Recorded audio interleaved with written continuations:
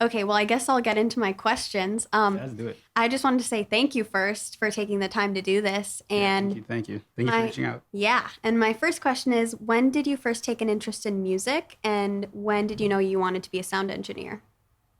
Um, I think the interest in music was almost always in me. I started playing guitar when I was like 9 years old in the third grade, and like I just fell in love with it. Like I used to play like baseball and soccer and all that stuff, and like once I discovered guitar, like I just dropped that all and just like, yeah, this is it, and like this is what I'm gonna do. And so I started like playing guitar, and I picked up like piano and just a couple other instruments like during high school, and it was really the whole reason why I studied audio engineering is really because I just wanted to record myself, like because I was recording like my own songs back home and like GarageBand and like Logic and all that stuff, and I was just Yes. like, how do I make my stuff sound really good? And it was really that question which motivated me to really study audio engineering. So it was really almost like out of selfishness, like I just wanted to make my stuff sound good. But then Totally. like once I started doing that for myself, like I was, having fun doing that. And then once I started doing that for other people, like it was just as fun. Yeah, So awesome. yeah. Yeah, that's exactly what I did too. I was a sporty girl when I was little and dropped all of that eventually. Oh, really? Yes. So how long did it take you to become comfortable with recording software? Um, that's interesting because like I feel like I was always kind of like with GarageBand, I kind of learned myself, but like in those scenarios when you're at home, like you can really work at your own pace. So there's really no much like there's really like not that much pressure Hmm. to like uh learn the software like super quick or whatever. Yeah. So it's when I started like interning for like other like after I graduated college, I started interning for these places, and I started seeing how fast like those engineers would work in their Hmm. software. Like they would just like they would be on Pro Tools and just be like typing on a computer or something like record stop, record playback. Yeah. So like that's like that was an eye opener for me. And once I like saw the speeds that those engineers were recording at, I studied like key commands on YouTube. Like I literally just made like note cards and wrote down all the key commands: Shift P, Command S to save, R to zoom in, T to zoom out. I studied that, and like I practiced for like a whole summer. So I would say like to getting familiar with the software was kind of like years process because I was just going at my own pace. But like to record artists and to record like at a professional setting, Hmm. it took a couple months, but like of like pure like I really had to practice. I couldn't Okay. just like, it wasn't like a natural learning curve like learning back home was. Yeah, got it. Yeah. And this is kind of related, but once you felt comfortable with the software you were using after those couple of months, how Hmm. did you hone your skills?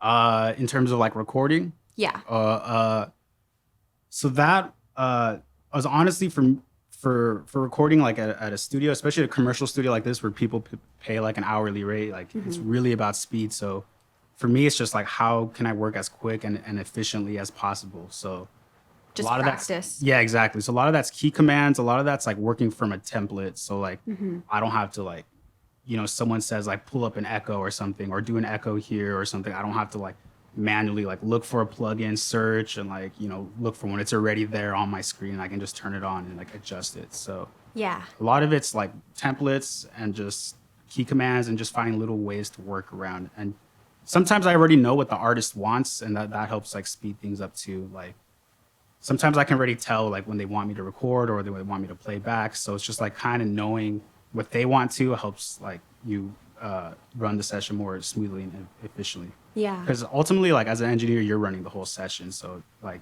Yeah. you really have to keep up with the artist, or like in a lot of cases, you even lead the sessions. Yeah. Definitely. Um, so my next question is, what is your favorite audio project you've worked on and why? And what is the most challenging project you've worked on? See, that's a good one. I would say my favorite project is actually because it's my good friend Lamaj. He's an artist that I records here a lot Hmm. at Golden Impala, and I just finished recording his whole like EP recently, and it's like very. I think it's a very good piece of work. Like it's like this R&B genre type EP, and it's like Hmm. very like expressive and emotive. But what I like about it too is he actually went to Cal Poly too. So Oh, and like wow. we weren't even friends like back when we were in school, like we were like in the same classes, but we were just like acquaintances. Like we didn't really know each other. That's But crazy. yeah, once I became an engineer here, like I saw that he was still making music. So then like I asked him to come by the studio, and then we just like hit it off like that, and we just been working ever since then. And I've really liked all the stuff that we put together. It's probably like a lot of my best work. That's awesome. So I would say that was my favorite. I would say the hardest project I've ever worked on was I'm a boss will know all about this one is we had to mix this song that was like done by like an Egyptian artist, and it wasn't even that hard. Like like as an engineer, like even if someone's recording in a different language, you still, if you're a good engineer, you still know how to like, you still kind of know the vision they're going for, and like you can tell if like, should I mix this in like a somber tone or like in a happy tone? Yeah. Do I add a lot of reverb or a little? Like as an engineer, like you should be able to figure out what the vision of the artist is even without understanding the lyrics. Yeah.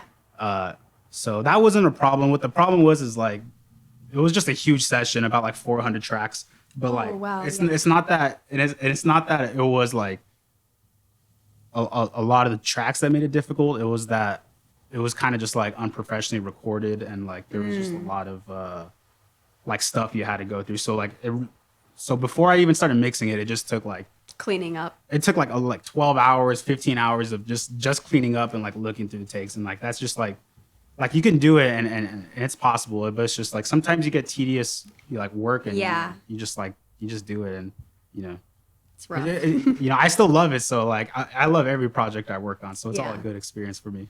Okay, great. So who is someone you've worked with that stands out in your memory and why? Someone that I worked with that stands with my memory. And that could be a client or a peer, anyone. Yeah.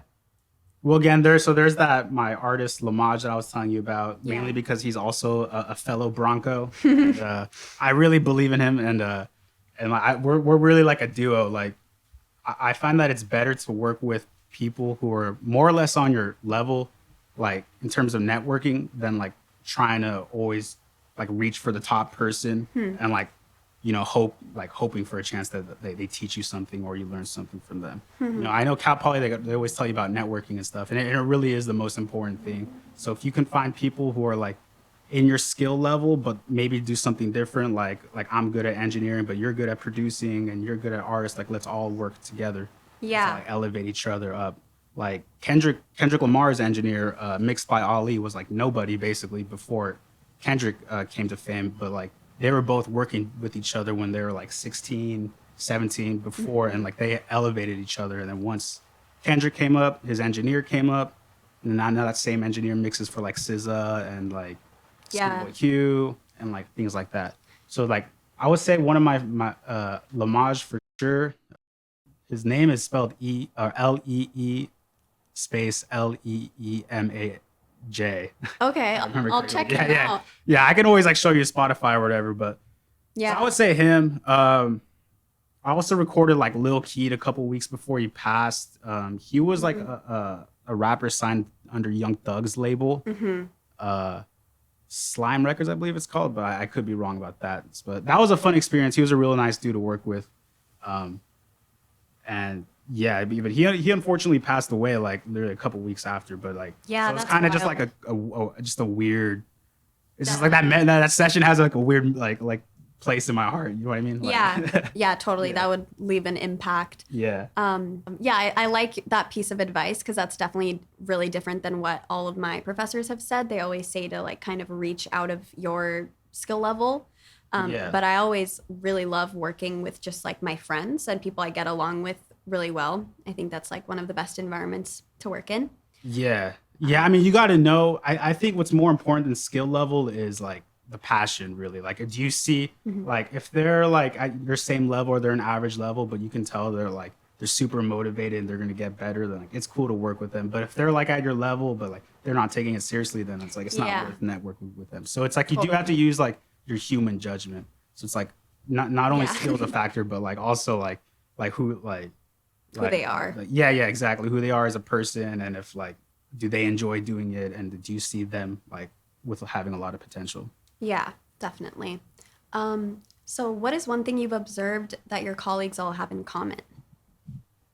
Uh, I would say, uh, yeah, just being able to work to people's expectations. Because if you like someone comes to you with their work and like you mix it and you do a bad job, it's like they're not gonna come back, and then you're not gonna have any work. So Yeah. it's like it's a lose-lose situation. So it's like people are very passionate about their work. So you always kind of got to give it like your 100% like all the time. So I would say like one thing that we all have in common is like the passion for music. And like I said, I think that's the biggest factor than anything, more than skill, because like if you don't love music, like you're probably not going to like audio engineering because it is like a demanding job, but it's a very fun job at the same time. Yeah. So if you really love music at your heart, it's like not going to feel like a job. Yeah. But if you don't love music and you're just doing it for the money, then it feels like a job because you're like, you're working like long hours recording and then like editing and stuff, and like in some senses like it can be very tedious. So Yeah. yeah. Yeah, definitely. What is the biggest piece of advice you have for someone going into your field, and what do you think sets someone apart as being able to succeed as a sound engineer? Advice, I would say specifically for like Cal Poly students or just like students in general is like do internships, because like that's the Totally.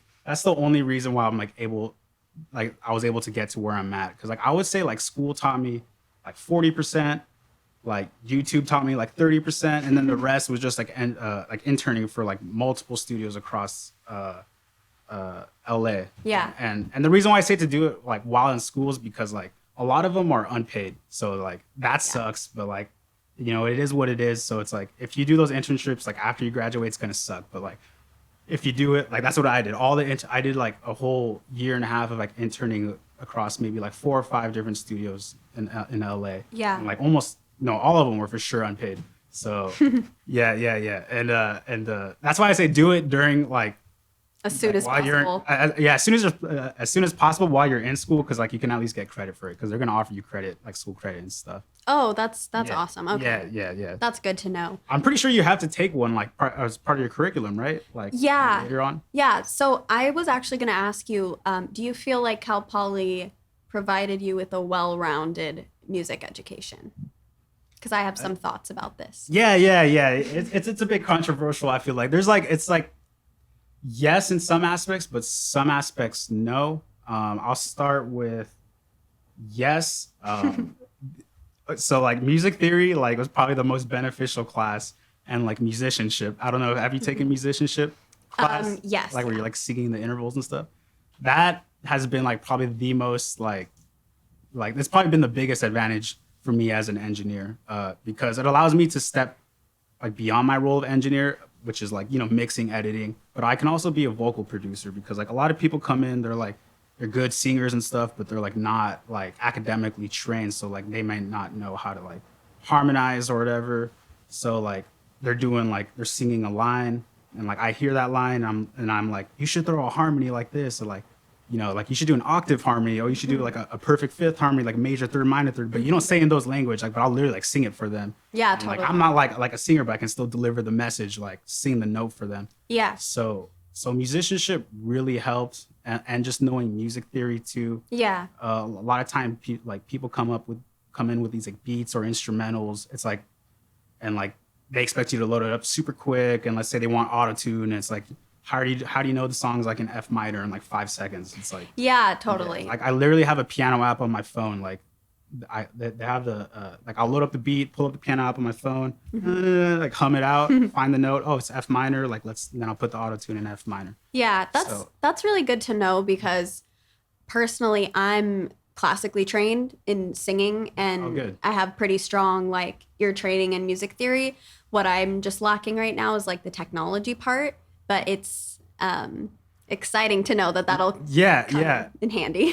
for sure. And like that's what puts me ahead and like above so many engineers. Because like there's like apps like that can figure out like the key of songs and stuff. But like if you can figure out by like your mind, it's like that's Yeah. it's super cool. And like sometimes I even throw in like productions, like I'll whip out the MIDI keyboard and like throw in like and because I know the key, I relatively know the scale of the piano, and like I can throw something in. So I really feel like Cal Poly did a great job at like making me like understand music at its core. And that's what, and like, you know, like the seven elements of music and all that stuff, like rhythm, texture, harmony, all that Yeah. stuff, like it helps so much because like when artists are recording like vocal takes, I can say, oh, your tone is good, but your rhythm is off, or like your tone and rhythm are great, but your expression is off. And like I have the vocabulary to say that, as Yeah. opposed to like, oh, go harder, bro, or like, oh, do less, or like, yeah, Yeah. you know what I mean? Like I have the vocabulary for that, so that helps. Definitely. The part where it was lacking a little bit is the technology. I feel like all the recording classes were great. Don't get me wrong. They tell you how to like EQ and compress and like what that is, and that helped me with the definitions. But I feel like they could have done a better job at like painting how a studio operates like in the modern world in like a real day situation, because they're good for like recording like live instruments, which is a lot. There's still a lot of rock bands and indie bands out there, but there's a lot of pop and EDM and hip hop too, and that's just like a whole different field, and that wasn't Yeah. really like touched on at Cal Poly, I feel like. So, for example, like the key commands that I learned that were so important for me to record as an engineer and work at quick paces was from YouTube. It wasn't from Cal Poly. So Yeah. like, it would have been cool if they said like man, you're like, some people are literally recording bar by bar, and like you got to work super quick and like study Yeah. these key commands. Like here's a cheat sheet. Like that would have been dope.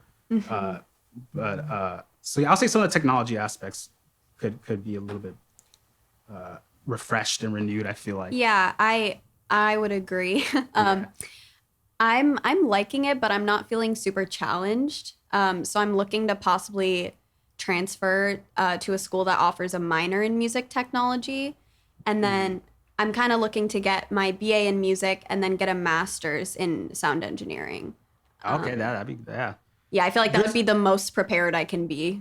yeah, there's pros and cons, honestly, because there's people who I know went to like LA recording who like they learned Pro Tools and Ableton, and like they got like laptops and interfaces as part of their package, like really cool stuff in terms of the technology side. But then like you ask them about music theory, they don't know, you Totally. know, or like notes or so. So there's like pros and cons. Like the university, I feel like really helped me like give me that edge. But like the technology, I still had to learn a lot of it myself. But once you do, like you still have that university edge, which is like learning notes and all that stuff. Yeah. You know, no engineer is gonna want to learn notes. Yeah. Okay, I have one last question. Yeah. So describe a time you worked with a difficult client. What did you learn? Describe a time I worked with the difficult clients. Let me think for a moment. I would say like first of all, like it really is about the chemistry. Like so most people come in with like positive vibes and like we're really cool to work with. But like I said, like if you're slow or like, you know, you're messing up, like obviously like things can go south. Yeah. Luckily that's never really happened to me yet. The only like difficult situations I deal with is like just people like it's honestly just like drunk people like an artist gets too drunk or like they bring friends and then they get too drunk and then like people start arguing or whatever like over nothing, and then you kind of sometimes you have to like literally be like, guys, like come on, like let's not do this.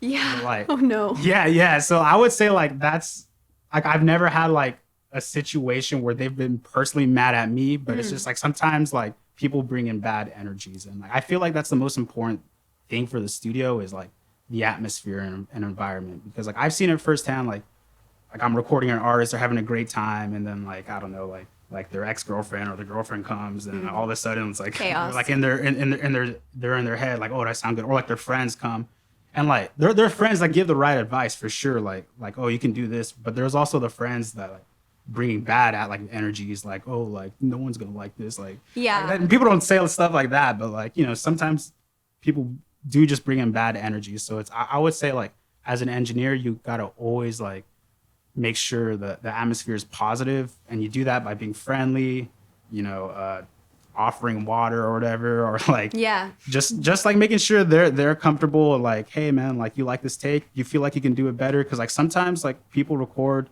like the same thing 10 times and they assume that the engineer's tired, so they'll be like, oh, let's just move on, forget about it. But then I'll be like nah bro, like let's do this as many times as we need to. Well, that's all the questions I have. I think we're kind of out of time, but thank you Okay, so yeah, much. that was fun. Yeah.